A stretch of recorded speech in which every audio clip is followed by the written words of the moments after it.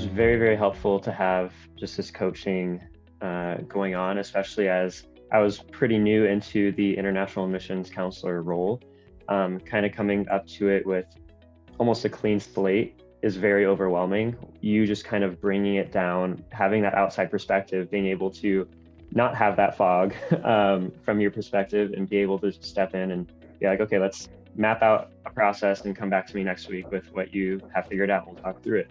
For instance, like, hey, one of the biggest hurdles or burdens for international students is the financial piece. I mean, we all know when students get to a deadline, it's like all of a sudden there's like this fire underneath them and they're like trying to submit everything all at once. So how can we bring in financial aid maybe and help them understand what that might look like for them to be a student? And that kind of set the stage for me to do like the Friday info sessions, where now I have those weekly meetings with international students, and I've brought in ISO successfully to come and just share different pieces of the puzzle.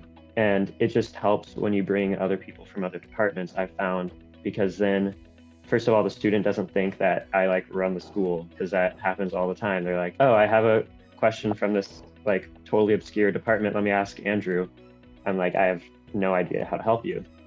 So bringing in someone else, they're like, oh, hey, there's this team behind Andrew helping me through the way. It's not Andrew alone. Like, oh yeah, there is someone else I should be reaching out to, and introducing them to that person kind of helps alleviate the pressure off of me to keep following up with emails all the time.